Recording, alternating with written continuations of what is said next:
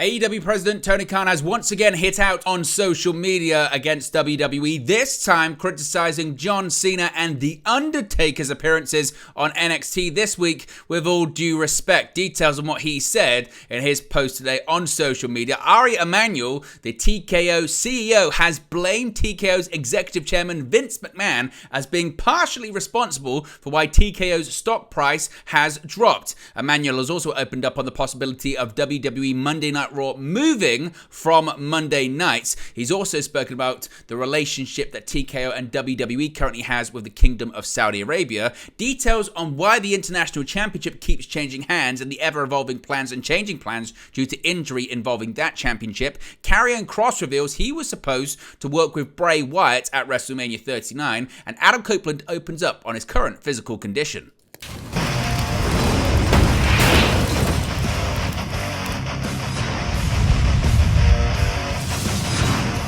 Hey guys, welcome back to Wrestling News 365. Hope everyone is doing very well. As always, there are plenty of news stories to get into in the world of professional wrestling. And let's start off talking about the AEW president, Tony Khan, who's been very, very active on social media this past week, particularly the last 48 hours or so when it comes to AEW Dynamite and NXT going head-to-head. The ratings being revealed, and it being revealed that WWE NXT defeated AEW Dynamite head-to-head on Tuesday, not only in total viewership, but also in the key demographic as well. During this week, Tony Khan has taken shots at the likes of Vince McMahon on multiple occasions, Triple H and Shawn Michaels, and now he's taken aim at some of the people that actually appeared on NXT this week, particularly John Cena and The Undertaker. So let's get straight into this because tensions have run high this week between AEW and WWE as the two pro wrestling powerhouses went head-to-head in a special Tuesday night scuffle.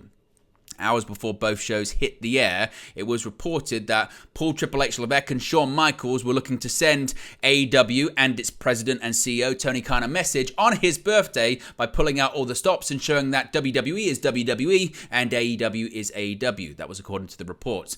Ultimately, NXT's use of big stars like Cody Rhodes, John Cena, The Undertaker, Paul Heyman, Asuka, and others, including LA Knight, won out as the yellow and black brand drew more than 300,000 viewers more than its alternative. As the heat has risen throughout the week, so has Khan's social media presence. Now, Tony Khan, as I mentioned, has taken shots at the likes of Vince McMahon, Triple H, Shawn Michaels, and others. But Khan's latest post on X features him addressing the perceived drawing power of John Cena and The Undertaker, both of which actually appeared on NXT this week. Here's what Tony Khan had to say in his latest post. He said, quote, "This week, two active decades-long rating streaks from two great legends were ended. With all due respect, until this week's head-to-head AEW on TBS versus WWE on USA, neither John Cena nor Undertaker had ever been on a WWE show with under 1 million total viewers, plus under 400k in the demographic." Now, lots of people have responded to this on social media, thinking that Tony Khan needs to take a step back from his social media use after he's been very active this week. Now, shout out to Nick Hausman from House of Wrestling because they have begun to fact check Khan's assertion on social media, and thus far, it must be stressed that he doesn't appear to be correct in his statement on social media. Cena did appear on NXT twice in 2013, but at that point, the show was not on television and therefore incapable of pulling down TV viewership of any kind. Nick Hausman of House of Wrestling has also suggested that they have consulted with WrestleNomics' Brandon Thurston, who is also looking into Tony Khan's claim, and we're told a preemption to FS1 may have also put Cena and Undertaker in a position to be in front of a significantly fewer amount of viewers than usual. This has not been verified and it's still being looked into, and of course, if we get any more updates, we'll let you know. But what is your general thoughts on Tony Khan's use of social media, particularly over the last 24 hours? Of course, prior to going head-to-head on Tuesday, he called Triple H and Shawn Michaels bold assholes. He's taken shots at Vince McMahon over the several scandals he has faced over the last 12 months, including spending over $30 million in hush money payments, that scandal that led to his initial retirement. And now he's taken a shot at John Cena and The Undertaker, and I guess their drawing power, or lack thereof, shall we say, in terms of their appearance on NXT this week. What are your thoughts on it, and what are your thoughts on Tony Khan's posts that we have seen over the last few days? Do you like them? Don't you like them? Are they too far? Are they unnecessary? Particularly 24 hours after the ratings have come out, 48 hours after the show actually aired. What are your thoughts on all of it? Let me know your thoughts, as always, in the comments section below. Now, Ari Emanuel, the CEO of TKO, of course, the company that was merged, was created rather, where WWE and UFC was merged together, has been speaking today. Now, September of this year was a huge month for the business side of WWE, on top of officially closing their deal with Endeavor to merge with UFC and form TKO Group Holdings. The company also secured a new 5-year deal for SmackDown, which will see the blue brand return to NBC Universal's USA Network in 2024. Following the announcement of the latter, however, TKO Group Holdings stock plummeted by 18%, and it has now come to light that Vince McMahon was part of the reason as to why. Last night, TKO CEO Ari Emanuel was interviewed as part of the opening night of the Bloomberg Screen Time conference. During the conversation, he discussed the company's stock dropping from $100.85 per share to just $85.97 per share following the announcement of SmackDown's new rights deal back on September 21st. Emanuel attributed the downturn to 3 major factors, one of which involves Executive Chairman Vince McMahon.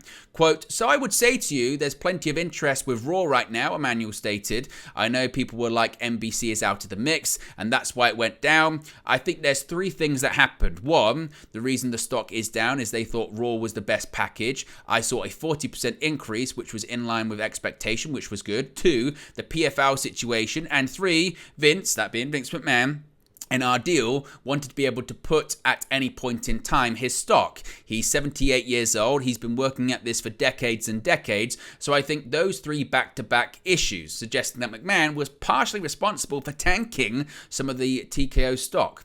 McMahon also made the headlines earlier this week when it was reported that Paul Triple H Levesque had regained creative control of WWE from the 78-year-old. It was also pointed out that one WWE source had said that Levesque was back in charge a few weeks ago, and that the federal investigation Vince is currently subject to may have been a factor in that move. It's also been reported by the likes of Sean Ross Sapp of Fightful Select that Endeavor have always been a big fan of Triple H, and therefore he has been given really the keys to the kingdom, creatively speaking, and has 99.9% creative control over WWE product right now. What are your thoughts on Emanuel's comments? Is there a suggestion of frustration with Vince McMahon? Is there a suggestion of upset with Vince McMahon, the federal investigation, the put call on all of his stock so he could get rid of it at any point? And also, now Emanuel has given the creative back to Triple H. Is there somewhat of a civil war about to explode in WWE, or rather TKO under Ari Emanuel? Let me know your thoughts about that too in the comment section below. Now, as I mentioned, Ari was talking about the stock and talking about the television deal for SmackDown, but also he's been talking about the possibility of this new upcoming TV deal for Raw, and also how it could move to a different night, off Mondays for the first time in its 30-year history. Last month, WWE announced it secured a new 5-year media rights deal for SmackDown starting in 2024, which will see the blue brand move back to NBC Universal's USA Network for the first time since 2019. The new deal leaves the future of both WWE Raw and WWE NXT uncertain, as the Hollywood Reporter noted last month that SmackDown moving back to the channel will, quote, "also mean the end of Raw and NXT on USA," end quote. In the wake of the new deal's announcement, Sports Business Journal reported that there is potential for Raw to move away from Monday nights as their regular broadcast slot for the first time ever as part of a new deal, but noted that nothing is concrete and nothing has been decided as of yet. A few weeks on from that report, TKO Group Holdings CEO Ari Emanuel confirmed the possibility whilst touting the flexibility of both WWE and UFC during an interview at the Bloomberg Screen Time conference yesterday. Quote, "We got a 40% increase for SmackDown. We have Raw, which is the #1 package available," Emanuel stated. "There's 3 rights coming available to the market, 3 big rights, WWE Raw, UFC, NBA. We are involved in 2 of them. There's 6 buyers, plus I would say WWE Network, which is up in 26, maybe 25, 26. So you cannot undervalue the WWE and UFC for the following reasons. 1, we do not have a season. One of the biggest issues that will happen with SMODs and networks is churn. We're 52 weeks a year and we're flexible. You want us Thursday night, you want us Tuesday. I don't have any of those scheduling issues. That churn issue, because we're the full year, is so much different from any other sport because then people churn out.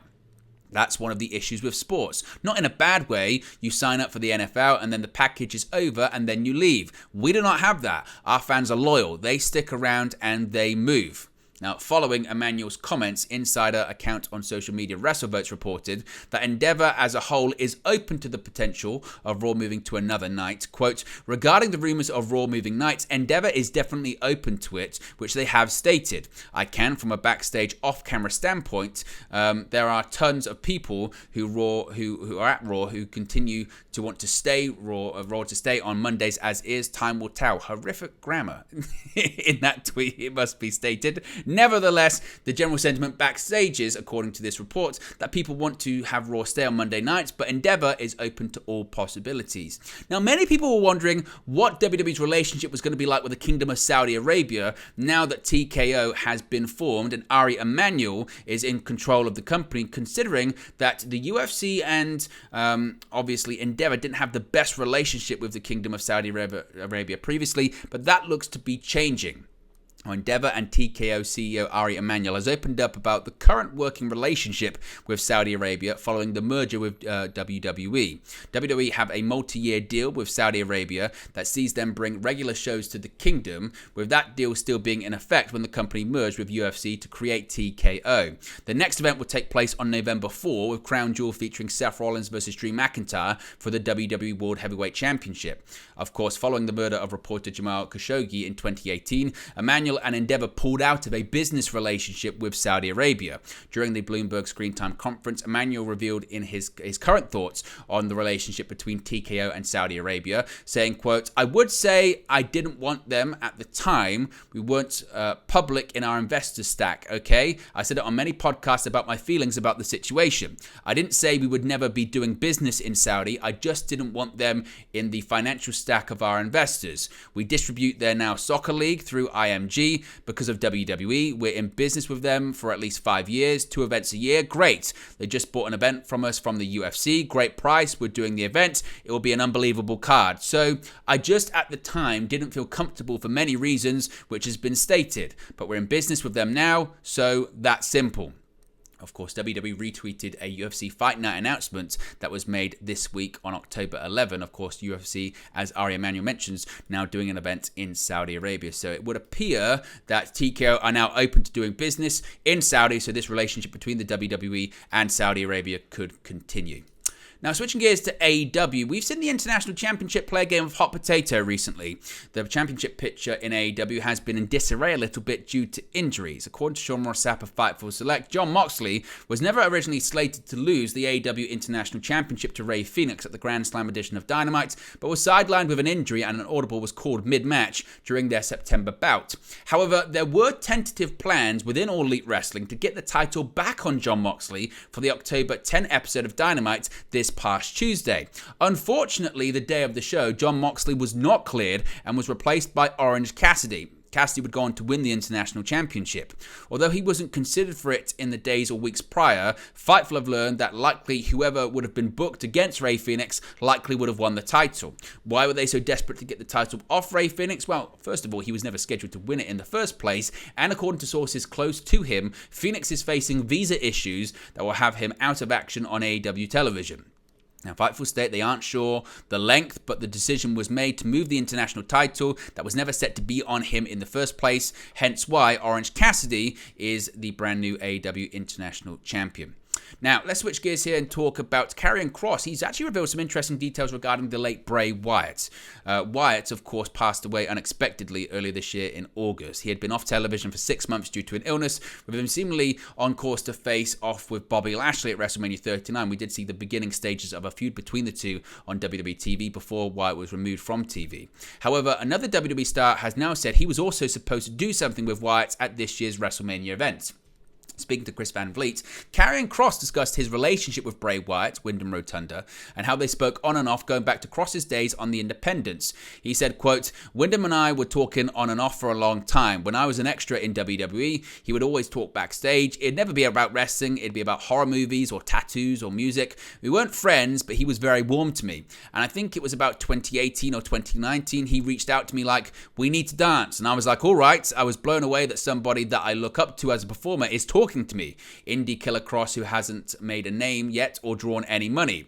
As we got closer to that time, I ended up getting on board with NXT. We do the entrance, suplex Leon Ruff on his head a couple of times and choke him, and he reaches out again and he's like, it's going to be me and you at WrestleMania one day. I just always thought him and I were going to do this in a different capacity. Oh my God, I'm getting upset. Now, Cross then revealed that he and Wyatt were supposed to work together at WrestleMania and that plans had been made for him, Bray, Bo Dallas, who portrayed Uncle Howdy, Scarlett, and Alexa Bliss. He added, quote, fast forward, we were supposed to work last WrestleMania. Nobody knew that except for a collection of writers and some people in the office. We were slated to do something. We would talk for hours about how he wanted to get into it, how he wanted to deliver creatively for people, where we thought we both needed to be. We had ideas for Alexa, Bo, Scarlett, and then everything happened the way it did. Cross finished off by discussing Wyatt's legacy and the mark he left on the wrestling world. He said, quote, he left a mark on everybody and anybody he ever met. It's just very strange the way everything played out, beautiful and tragic, and he was an inspiration to me. He always showed me warmth. He showed everybody warmth. I have more stories than we have time to share, but we were cool. So obviously, interesting to note what could have been when it comes to plans with Karrion Kross and Bray Wyatt. Finally, Adam Copeland has opened up on his physical condition right now. Of course, famously, he was forced to retire back in 2011 due to a neck injury and found his way back to professional wrestling at the Royal Rumble in 2020, 9 years later. And Adam Copeland said he feels great. Copeland is still riding high after joining All Elite Wrestling at the Wrestle Dream pay-per-view on Sunday, October 1st. Copeland recently won his debut match in AEW on the October 10 episode of AEW Dynamite as he defeated Luchasaurus in singles action. In a recent interview with the Masked Man show, Copeland was asked about his health and how he is currently feeling heading into his first full-time run in professional wrestling since 2011. He said, quote, I feel great, I really do. There's just a lot more work that goes into it now. There's a lot more post-work in terms of I'm hopping in the cold plunge and the sauna and I'm stretching an hour a day now. Things that I took for granted before that I just didn't do before. Also, when I was on the road the last time, there wasn't meal prep companies. There wasn't any of that stuff. If you got out of the building at midnight, it was Waffle House if you were lucky. So that has greatly helped in terms of maintaining yourself. I bring my meals with me on the road. I heat them up so nothing feels out of whack. It's just, that's honestly the full-time part of the job now. It's maintaining where I need to try and maintain to still pull this off. Yeah, there's a lot more fallout now and there's all these things, but back to maximizing this thing, I just want to do it until I feel like I can't do it at the level I need to do. I still want a young guy to look at me and go, man, I can't wait to get in there with him. The minute that stops, that's when it just needs to be done. I think that's going to end before we get there. That's my plan. I really just feel we can tell a couple of years worth of really good stories. And even in just those names I've mentioned, we can eat up that 2 years. I've got a gym in the house, so I have no excuse.